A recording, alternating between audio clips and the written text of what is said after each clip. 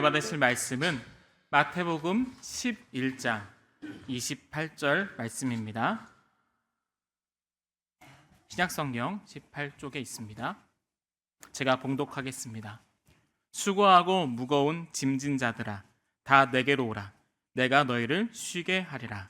아멘. 할렐루야. 오늘도 2부 예배에 잘 오셨습니다. 여러분들도 이 어두운 세상에 영의 눈이 열리고 믿음의 눈이 열려서 여러분의 남은 삶이 이전보다 더 복되시기를 주의 이름으로 축복합니다.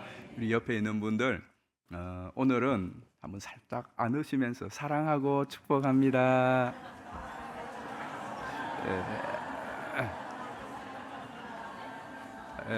앉는 것이 너무나 어색한 분들이 계시죠.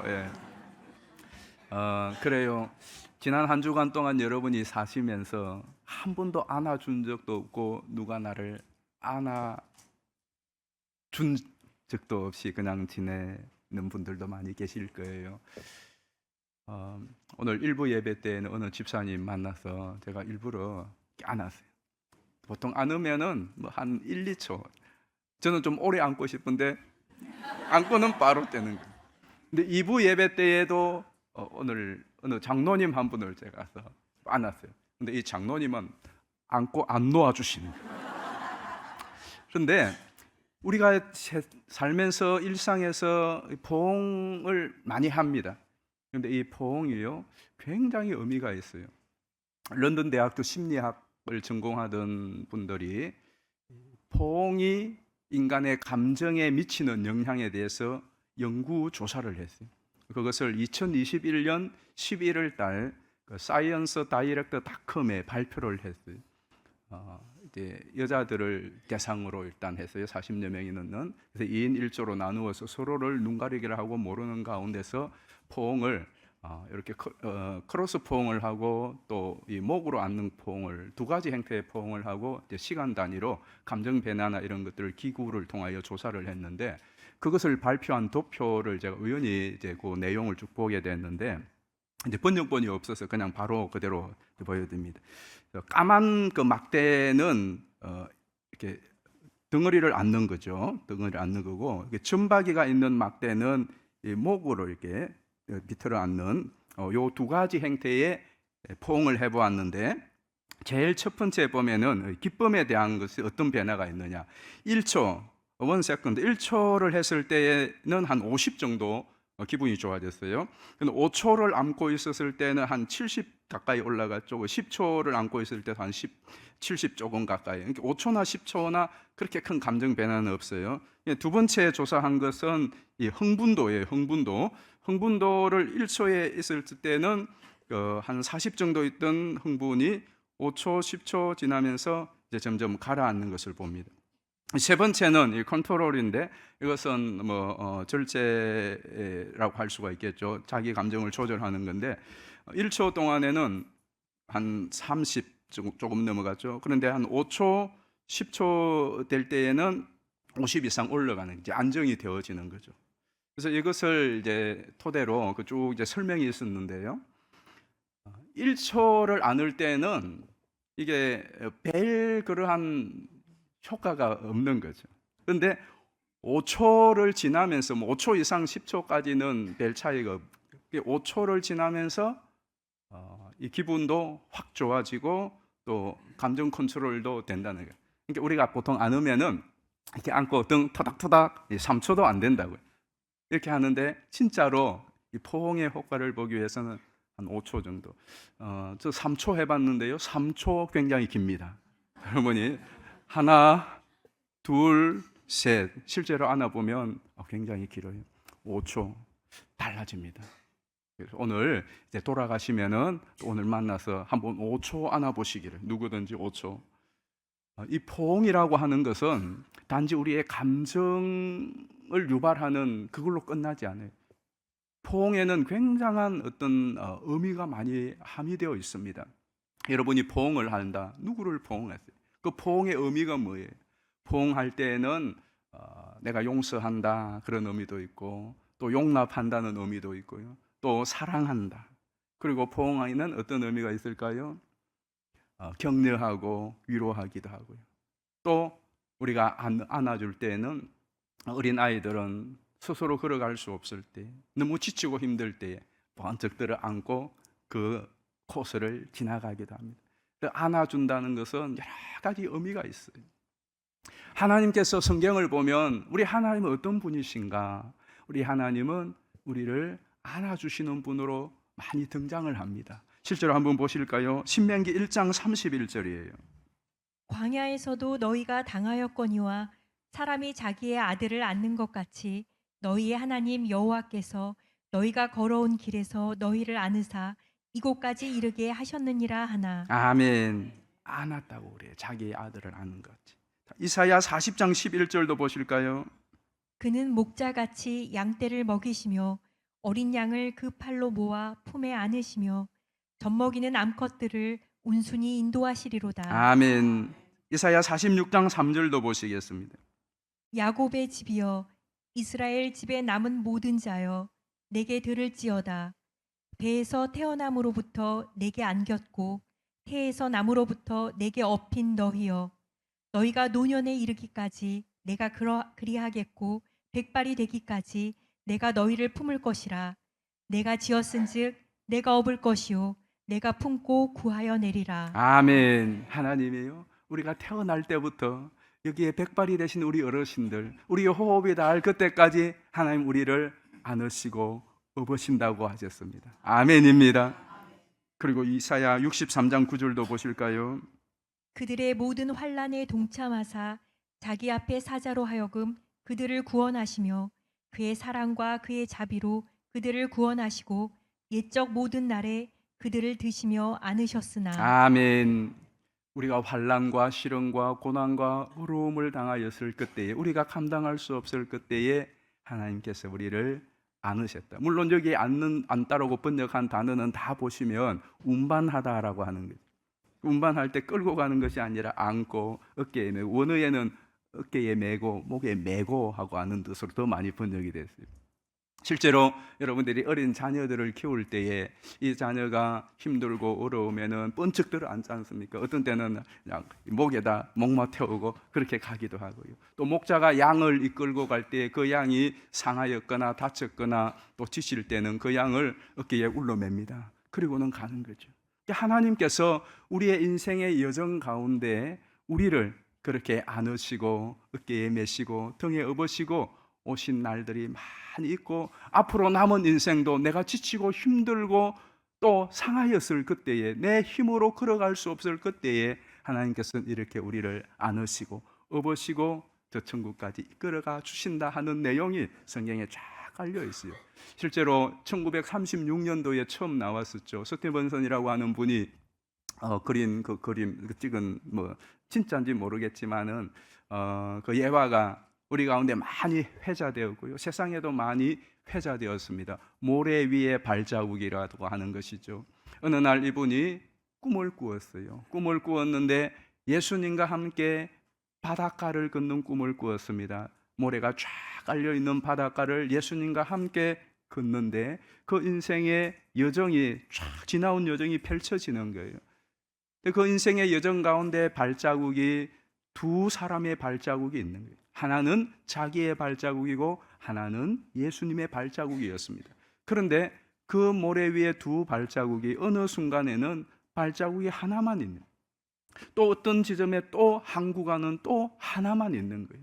그때를 돌이켜 보니까 저 하나만 있었던 그때에는 자기가 너무나 힘든, 삶의 무게가 너무나 무거워서 쩔쩔매면서 혼자서 너무너무 고통스럽게 지내왔던 그 구간은 발자국이 하나밖에 없는 거예요. 그때 생각했습니다. 이때는 주님이 나와 함께 하시지 않았구나. 그래서 옆에 걷던 예수님에게 따지듯이 묻습니다. 예수님, 왜 예수님 저 때에 내가 그렇게 힘들고 어렵게 삶을 쩔쩔맬 그때에는 예수님 나와 함께 하시지 않았어요? 발자국이 내 발자국밖에 없었어요. 그래서 내가 그렇게 힘든 건 아니었어요 라고 예수님에게 따지듯 물었을 때에 예수님이 이렇게 말씀하셨어요. 야, 그 발자국은 너의 발자국이 아니야. 내 발자국이야. 네가 너무나 힘들고 어려워서 너 힘으로 걸어갈 수 없어서 내가 너를 업고 내가 너를 등에 업고 걸었던 내 발자국이야 라던 거죠. 사실 그래요. 우리도 지금도 그렇지 않습니까? 주님 왜 내 기도 들어주시지 않으세요? 내 이 삶의 고통을 보십시오. 내가 너무나 힘들고 어려운데 주님 왜 말씀하시지 않습니까? 그렇게 우리 주님을 향하여 항변할 때도 있어요. 그때 주님 이렇게 말씀해 주시지 않습니까? 야, 너 내가 지금 너를 붙들고 있기 때문에, 내가 너를 돕기 때문에 너 지금 힘들지만은 힘들면서도 오늘 여기까지 온 것이야. 오늘 이 자리에 앉아서 지금도 쩔쩔매는 삶의 무게 때문에 예수님을 향하여 불만이 가득하지만, 그러나 네가 그 불만이 가득하면서도 여기까지 올 수 있었던 것은 내가 너를 지금까지 곁에서 도와서 올 수 있었던 것이야 라고 말씀하는 거죠. 전 찬송가 28장 참 좋아합니다. 이 찬송 가사 가운데 제일 참 모든 가사가 마음에 와닿지만은 마음에 크게 와닿는 것 가운데 하나가 2절에 나오는 가사지 않습니까? 주의 크신 도움받아 이때까지 왔으니. 그래요. 돌이켜보면 주의 크신 도움받아 이때까지 왔어요. 근데 그 다음 가사가 더 소망스러워요. 이와 같이 천국에 이를 때까지 예수님께서 나와 함께 해주신다고 하는 그 내용이죠. 지금까지 지내온 것 주의 크신 은혜라. 그것이 은혜로 끝이 아니라 주의 크신 도움받아 이때까지 왔으니 이와 같이 천국에 이르기를 원하네. 그리고 그 증거가 예수님의 십자가 구원인 것이에요. 예수님께서 오늘 본문 말씀에서 말씀하시는 것처럼 예수님은 이 땅에 오신 것이 그냥 불쑥 오신 것이 아니라요, 저와 여러분을 품고 우리를 살리기 위하여 이 땅에 오셨어요. 그리고 예수님이 이 땅에 오셔서 모든 사람들을 향하여 다 내게로 오라고 말씀합니다. 자, 오늘 읽었던 본문 다시 한번 읽어보실까요? 시작. 수고하고 무거운 짐진 자들아 다 내게로 오라. 내가 너희를 쉬게 하리라. 아멘. 아멘이십니까? 수고하고 무거운 짐진 자들아 다 내게로 오라. 왜? 내가 너희를 쉬게 하리라. 근데 문제는 우리가 정말로 주님께 와서 이 쉼을 얻느냐는 거예요.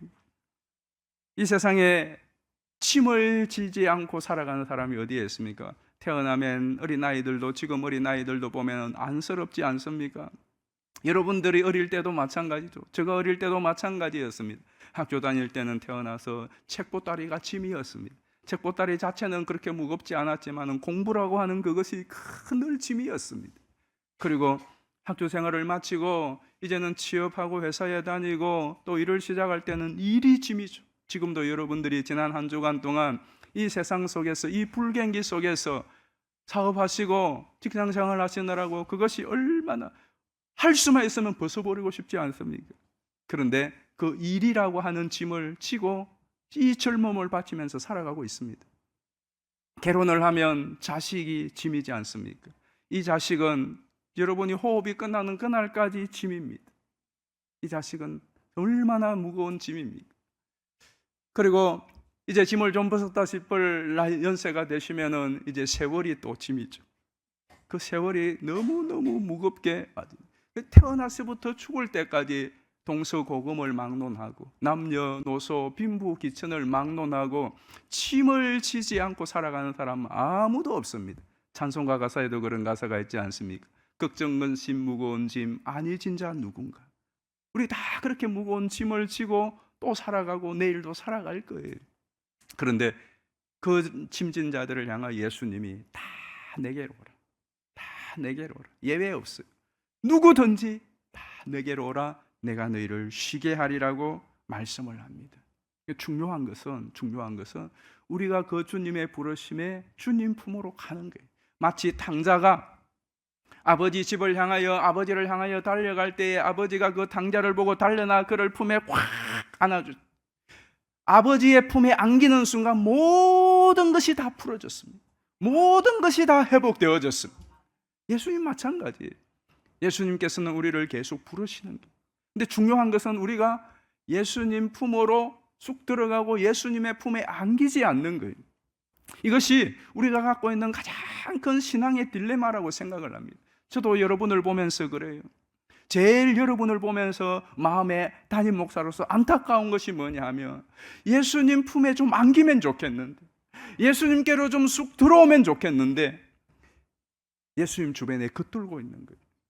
신앙생활을 겉돌면서 하는 거예요. 그게 제일 안타까워요. 예배를 들어도 기도를 해도 우리 교회의 서울서교회 멤버인데도 불구하고 그냥 안으로 좀 쑥 들어오면 되는데 겉도는 거예요. 저는 여러분이 예수님 품 안으로, 예수님 안으로 쑥 들어오게 되시기를 주의 이름으로 축복합니다. 예배를 드리기는 드리는데 내 마음은, 내가 찬양 하나를 하고 기도를 할 때, 말씀을 들을 때에도 사모하는 마음을 가지고 정말 주님 앞으로 쑥 들어가듯이 찬양과 예배와 기도를, 말씀을 대하지 않는 사람들이 너무너무 많아요. 사역을 하고 봉사를 해도 남의 일 하듯이 하는 사람들이 있어요. 그냥 행식과 습관을 따라서 하는 거예요. 저는 정말 여러분 예배와 기도와 찬양과 적어도 신앙생활에 이 발을 들여놓았다면 여러분의 신앙생활이 바닷가에 한 발 디디고 한 발 빼는 그런 것이 아니라 그냥 푹 담그듯이 신앙생활을 하기를 예수님의 이름으로 축복합니다. 예수님의 품속에 들어가 봐야, 예수님에게 좀 암기해 봐야 그 속에서 예수님을 느낄 수가 있고 예수님을 경험할 수가 있는 거예요. 그때에 비로소 회복이 일어나고 치유가 일어나고 그 속에서 힘을 공급받고 그런 것 아니겠습니까? 저도 힘들고 어렵고 답답할 때는 뭐 갈 곳이 어디에 있겠습니까? 바닷가에 한 번씩 가보지만 그 바다가 뭐 저를 완전히 해주지 않아요. 그저 또 강단에 와서 주님 앞에 엎드리는 거예요. 그때는 그냥 마음을 다할 수 엎드릴 때예요. 실제로 육체적으로도요, 주님이 저를 품에 안아주시는 그런 경험을 정말 여러 번 했습니다. 어떻게 아느냐? 등이 또 따뜻하거든요. 가련동에 있을 때에 그 겨울이지만은 본당에 올라가서 그 강대상 이 바닥에 기도를 하면요, 어느 순간에 덩어리가 두둑해요. 땀이 흐른 것도 아닌데 보면은 아무것도 없어요. 마치 난로 하나 피워놓은 것처럼 덩어리가 두둑해요. 알죠? 아, 예수님 나를 안아주시는구나. 그러면 뭐 기도의 문제가 응답되기 이전에 그저 내 마음에 또 새 힘이 생기고 용기가 생기고 평강이 다가오고 그냥 기도를 하다가 그때부터 찬송하기 시작하는 것이, 예수 사랑하심은 뭐 찬양이 막 나오는 거예요. 우리 주님 살아계시는 줄 믿습니다. 우리 주님은 오늘도 저와 여러분을 품에 안으시고 업어주시는 주님인 줄 믿습니다. 중요한 것은 내가 맡겨야 돼요. 나를 좀 주님 앞에 겉도는 신앙이 아니라, 겉도는 기도가 아니라, 겉도는 찬양이 아니라, 겉도는 믿음이 아니라 그냥 주님 아니면 나 대책 없어요. 대책 없이 어린 나이가 아빠한테 안기듯이, 엄마 품에 그냥 자기의 몸을 맡기듯이, 전 여러분 예배의 자리에 놓을 때에 그런 은혜가 있기를 축복합니다. 그런 사람들은요, 예배당 문만 열고 들어왔는데도 주님의 은혜가 임할 때가 있어요. 그런 경험 있는 분들 계시잖아요. 그냥 예배당 문 열고 또 들어왔는데 갑자기 주님이 막 나를 맞아주시는 것 같았어요. 자리에 앉아서 기도하는데 벌써 눈물이 줄줄 나고, 찬양을 부르는데 그 찬양이 꼭 나를 위한 찬양 같고, 그런 경험이 있다고요. 그 다 주님이 우리를 안아주시는 거거든요. 이와 같이 저는 정말 그래요. 정말 여러분이 주일날 그냥 교회에 나오는 것 아니라, 그냥 예배의 자리에 참여하는 거 아니라, 나 그냥 교회 가서 나 오늘 예배 드렸어, 그게 아니라 나 오늘 예수님 품에 안기러 간다. 오늘 이 예배가 나 예수님 품에 안기러 간다. 내가 기도해 간다. 그것이 내 예수님 품 안으로 들어간다. 교회에 오는 것으로 만족하지 말고 예수님께로 나오시기를 바랍니다. 예배 드리는 것으로 만족하지 말고 그 예배가 예수님 안으로 들어가는 시간이 되기를 주의 이름으로 축복합니다. 그래서 그 예수님으로부터 치유받고 회복받고 힘을 공급받고 소망과 절망과 좌절을 딛고 일어서는 그런 용기를, 에너지를, 주님의 그 에너지를 공급받는 그런 역사가 있기를 축복합니다. 그래서 여러분이 또 다른 품을 수 있는 거예요. 여러분, 우리가 이 세상을 살아가면서 다른 사람을 품고 그 품는 것 때문에 다른 사람이 살아나는 것, 그것보다 더 큰 보람이 어디에 있겠습니까? 우리가 이제 새 성전 입당을 곧 앞두고 있습니다. 우리 새 성전의 그 모양, 그 성전의 건물 자체의 컨셉이 세 가지라고 말씀을 드렸죠. 한번 복습해 보겠습니다. 읽어 보겠습니다. 시작. 품는 교회, 통하는 교회, 살리는 교회. 모양이 그렇습니다. 품는 교회. 왜 품어야 하는가? 왜 품습니까? 품는 목적은 살리기 위해서 품는 겁니다. 잘 보십시오.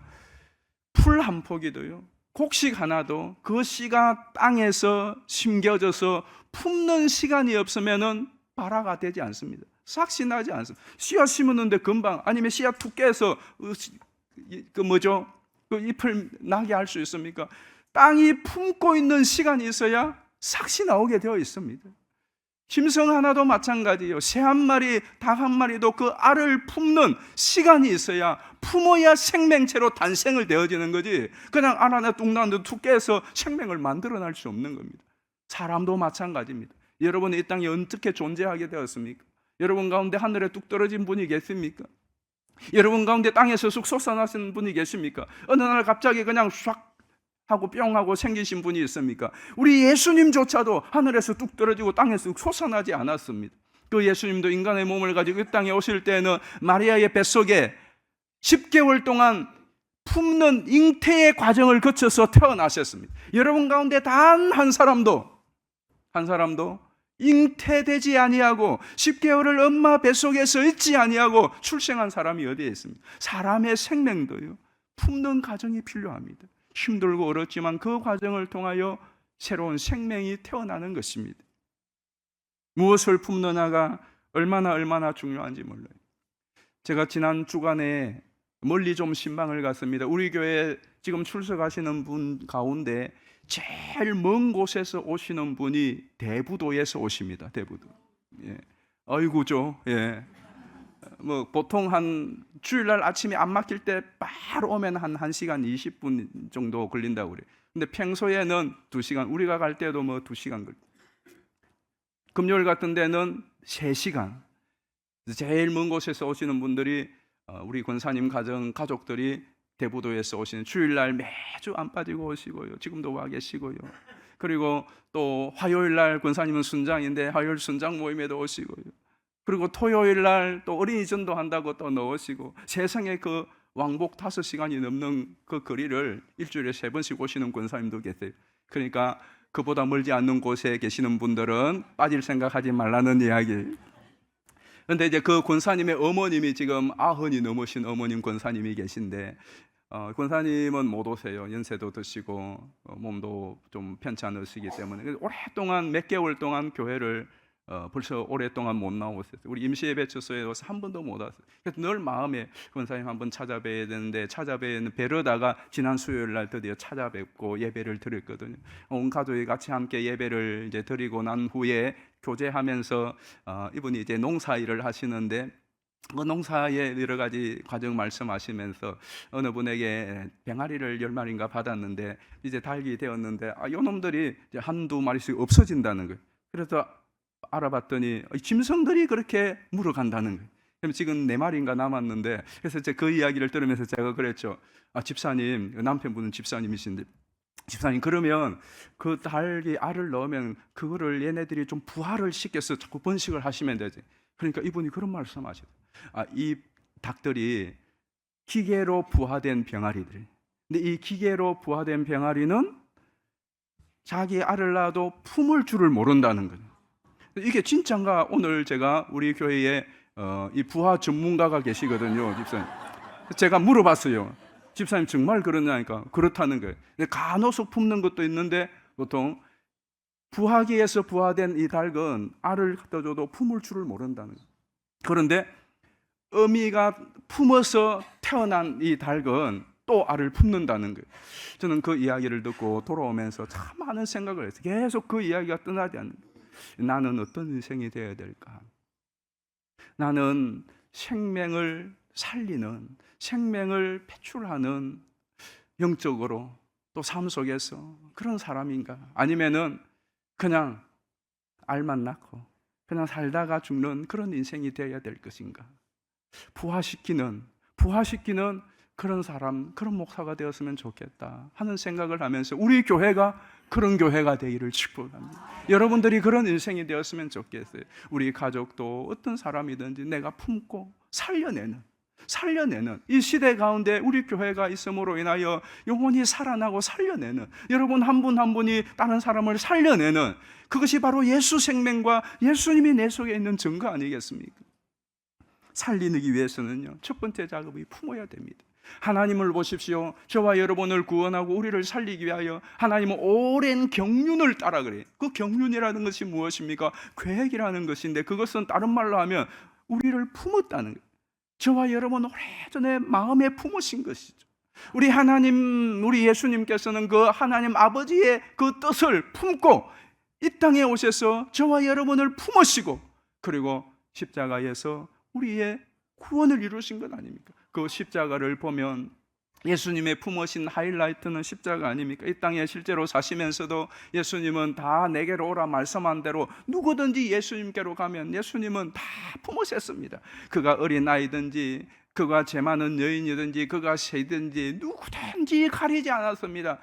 그가 절름발이든지, 그가 안전병이든지, 그가 가난하든지, 그가 부하든지, 누구든지 주께로 오면은 주님은 다 품으십니다. 심지어 제자들이 예수님 이런 사람은 안 돼요, 뭐라고 핀잔을 줘도 오히려 그 핀잔 주는 사람 꾸짖고 괜찮아, 그리고 끌어안으신 분이 예수님이세요. 그리고는 어떻게 합니까? 치료하여 내고 회복시켜주고 살려주시고 그랬습니다. 그러므로 여러분, 주님께로 나아가시기를 바랍니다.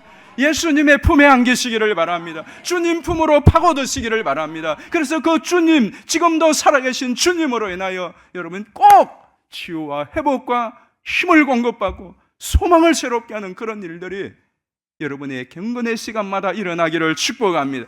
그리고 그걸로 끝나지 말고 그 주님을 품으로, 그 주님으로 내가 살았으니 나도, 우리 주님이 아직도 이 땅 가운데 품고 계시는 수많은 사람들이 있는데 나도 그들을 가슴에 품고 주님과 함께 그들을 살려내는 일에 동참했으면 좋겠어요. 그래서 우리가 새생명 축제를 하고 또 태신자를 품는 거예요. 품는 데서부터 생명의 시작이 일어나는 거예요. 이게 품어야 돼요. 품는 것이 참 중요하더라고요. 저도 이번에 어떻게 하든지 또 데리고 와야 되는데 누구를 할까? 저 주변에는 뭐 다 대부분이 믿는 사람들이죠. 그래서 몇 달 전에 차를 이제 주유를 하기 위하여 우리 주유하는 그 주유소에 가서 어떻게 무슨 계기 때문에 그분하고 말을 트게 됐어요. 주유소 소장님하고 말을 트게 됐는데 제 생각에 이 사람 태신자로 삼아야 되겠다 결심을 하였어요. 그리고는 이제 계속 기도하고 갈 때마다 이제 이분을 만나는데 갈 때마다 없어요. 직원이 세 사람인데 소장은 잘 안 나오더라고요. 번번이 실패를 했는데 얼마 전에 또 갔더니 마침 있어요. 그래서 인사하고 바쁜 것 같고 나도 바빠서, 그리고는 아주 인사를 진하게 하고 그렇게 왔어요. 그리고 어제는 작정을 했어요. 왜? 오늘 태신자를 해야 되잖아요. 그래서 어제는 마음의 결단을 하고 그동안 쭉 기도하고, 그래서 주유소에 가서 기름 이제 들어가서 있으면은 기름을 넣고 없으면은 그냥 넣으려고 생각하고 갔는데 그분이 마침 사무실에 앉아 있더라. 그래서 차 기름 주유기 꽂아놓고서는 사무실로 찾아갔습니다. 가서 인사를 했더니 그분이 아니까 그런 인사를 나누고 그러면서 이제 막 이제 썰을 풀기 시작했어요.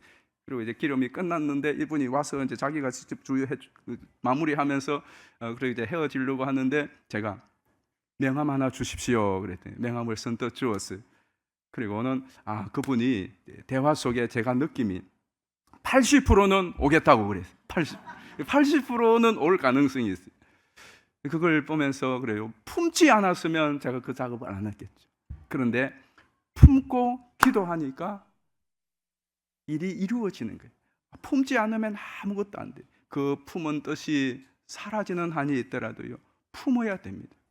여러분이 생각해 보십시오. 여러분 자신도 문제지만 여러분의 가족 가운데, 여러분 지인 가운데, 여러분 친척들 가운데, 아니면 우리 이웃 가운데 무거운 짐진 사람 얼마나 많습니까? 나도 도와줄 수 없고 겉으로 보기에는 멀쩡한 것 같고 남부러울 것이 없는 것 같지만 그 속 사정 속에는 누구도 해결해 줄 수 없는 무거운 짐을 가지고 쩔쩔 매는 분들이 있다고요. 여러분도 도와줄 수 없는 가족들, 그는 그 짐 때문에 너무 힘들어하는 그런 사람들 있지 않습니까? 정말 예수님 만난다면 나처럼 예수님 만난다면, 예수님이 만져주신다면, 예수님이 역사해 주신다면 될 수 있는 그 사람들 아무도 없나요? 있지 않습니까? 그분들 이번에 한번 이름 적고 기도해 보십시다. 좀 그랬으면 좋겠어요. 여러분, 딴 건 몰라도 기도는 할 수 있잖아요. 품고 기도는 할 수 있잖아요. 그래서 이 시간에 우리가 말씀 듣고 설교 듣고 그냥 그치는 것이 아니라 오늘은 한번 실천하는 것으로 하나님께 예배를 올려드리고 이 자리에 일어섰으면 좋겠어요. 여러분, 오늘 들은 말씀을 한번 실천을 이 자리에서 해보고 우리가 이 예배당을 떠났으면 좋겠어요. 여러분, 태신자를 품어보시기를 바랍니다. 오늘 여러분에게 태신자 카드를 다 나눠드렸는데요, 이 시간 한번 떠올려 보십시오. 여러분 가족과 주변과 또 인생의 무거운 짐을 지고 가는 내가 아는 분들, 누구도 들어줄 수 없고 나도 도와줄 수 없고 상한 사람, 아픈 사람, 외로운 사람, 정말 여러분이 좀 도와주고 싶은 분들, 주님의 신과 치유와 회복과 구원의 축복을 이분이 좀 누렸으면 좋겠다고 하는 분들, 이름을 생각나는 대로 우리 교회에 올 수 있고 없고 그거는 따지지 마세요. 이분 전도해봤자 안 되고 또 집도 멀고 이분은 안 올 거야, 그건 생각하지 마세요. 그거는 여러분 할 일이 아니고 그냥 정말 예수님 필요하고 수고하고 무거운 짐진 자들아 다 내게로 오라고 했는데, 이 친구가, 이 사람이 정말 이 사람에게 이런 일이 일어났으면 좋겠다고 싶은 그 사람이 있다면 그냥 그 사람 이름을 한번 적어보세요. 우리 이 시간 함께 찬양하는데요, 찬양하면서 꼭 예수님 소개하고 예수님 만나면 좋겠다고 하는 여러분이 생각나는 이름 있으면 누구든지 오늘 여러분 나눠준 종이에 한 사람도 좋고 5사람도 좋고 10사람도 좋고 적어보시기를 바래요. 이것이 오늘 말씀의 결론이고 또 우리가 오늘 말씀을 통해 한번 실천해 보아야 될 일이에요. 찬양하는 가운데 혹시 볼펜이 없는 분들은 손을 드시면 볼펜 갖다 드리고요, 종이가 없는 분들은, 필요한 분들은 손을 들고 있으면 찾아가서 여러분에게 가져다 드리겠습니다.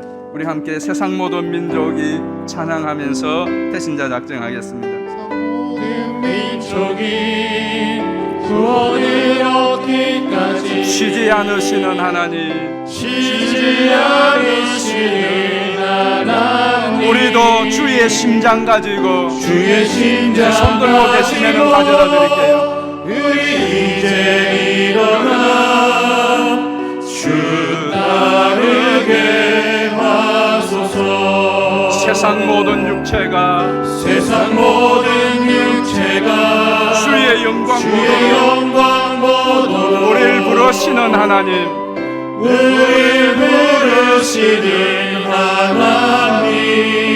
주의 손과 발되어 세상을 치유하며 주 섬기게 하소서. 물이 바다 덮은 같이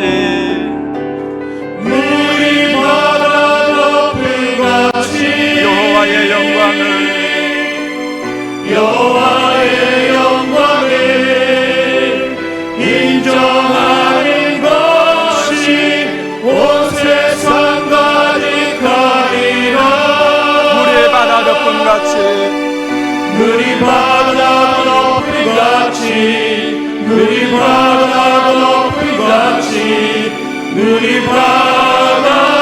덮은 같이 보리라 그날에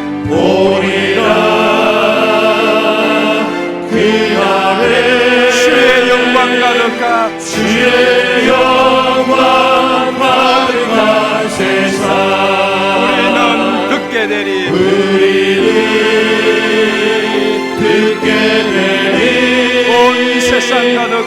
온 세상 가득한 승리의 감소. 아멘. 물이 바다 덮은 같이 여호와의 영광을 인정하는 것이 온 세상 가득하리라. 물이 바다 덮은 같이 물이 바다 덮은 같이 여러분이 기록한 이 명단을 손에 들고 가슴에 품고 한번 기도하겠어요. 여러분이 적은 그 이름을 위하여서 다 내게로 오라고 하신 그 예수님, 내가 너를 쉬게 하리라고 한 예수님, 우리가 할 수 있는 그 기도로 주님 앞에 올려드립니다. 여러분이 기록한 그 명단을 잡고 또 가슴에 안고 이분들을 위하여 이 시간에 우리 주여 한번 부르고 통성으로 기도하겠습니다.